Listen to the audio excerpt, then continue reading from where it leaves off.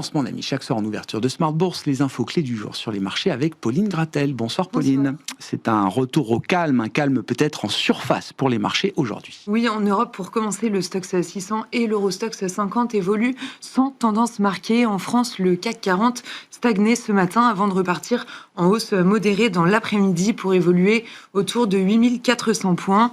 L'indice parisien est soutenu par les valeurs du luxe qui sont en hausse ainsi que Danone et Air Liquide qui progressent d'environ 2%.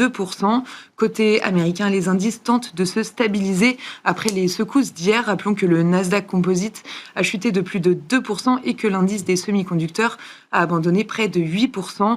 Les yeux des investisseurs sont désormais tournés vers Micron qui publiera ce soir. Oui, Micron qui est un peu le nouvel Nvidia ou le Nvidia du moment, avec évidemment des attentes à la hauteur des espérances boursières récentes. Oui, les investisseurs attendent des chiffres stratosphériques portés par le boom de l'IA, mais le vrai sujet est ailleurs.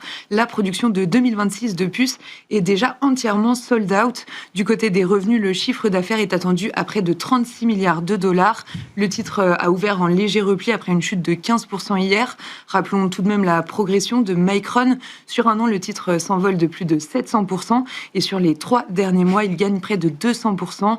Dans un climat boursier hyper nerveux sur les semi-conducteurs, une bonne publication pourrait ne pas suffire à rassurer les marchés. Réponse ce soir donc. Je le disais en titre, effectivement, le secteur de la défense est à la une aujourd'hui et surtout à la traîne sur le plan boursier. Ça se confirme encore à travers cette séance en Europe. Oui, Rheinmetall plonge de 20% et signe la pire baisse du Stoxx 600. Le gouvernement Merz vient d'annuler l'achat de 6 frégates, un contrat de 10 milliards de dollars qui devait être le plus grand projet de l'histoire de la marine allemande. Berlin change de cap et commande à la place 8 frégates plus petites auprès de TKMS dont le titre s'envole de 12%. Dans le sillage de Rheinmetall en France, Dassault Aviation et Thales cèdent 2% environ. Et puis parmi les publications arbitrées aujourd'hui, celle de FedEx hier soir avec un titre FedEx qui a ouvert en repli de 1% à Wall Street. Oui, malgré un chiffre d'affaires supérieur aux attentes à 25 milliards de dollars et une prévision de hausse de plus de 10% en 2026, le marché sanctionne la baisse de sa marge dans la livraison. FedEx souffre de la hausse des coûts, mais surtout des taxes douanières de Donald Trump et de la fin des exonérations sur les petits colis chinois qui plombent les flux de Temu et Chine, entre autres. Enfin, Take-Two, l'éditeur de GTA 6, vient de fixer le prix du jeu à $79,99. La date de sortie est maintenue au 19 novembre. L'éditeur lancera les précommandes dès demain et attend des records historiques. Un mot des grands marchés macro et des équilibres qu'on peut observer sur les marchés obligataires, par exemple aujourd'hui, Pauline. Le rendement américain à 10 ans cède plus de 5 points de base au cours de la séance pour évoluer entre 4,40 et 4,45%. Les rendements à 20 et 30 ans se traitent sous 4,90%. En Europe, le rendement allemand à 10 ans cède environ 5 points de base pour repasser sous 2,90%.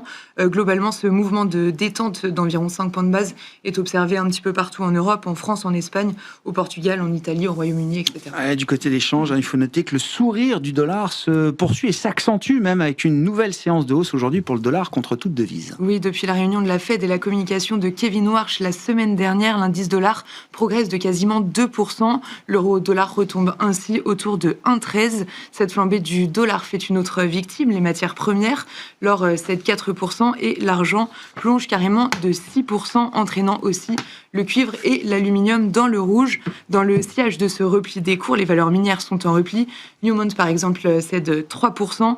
Enfin, un mot du pétrole qui est au plus bas depuis la guerre au Moyen-Orient avec un baril de Brent légèrement supérieur à $70. Quels sont les événements qui animeront la séance de demain, prévue à l'agenda en tout cas, Pauline? Demain, les investisseurs arbitreront donc les résultats de Micron publiés ce soir après la clôture des marchés.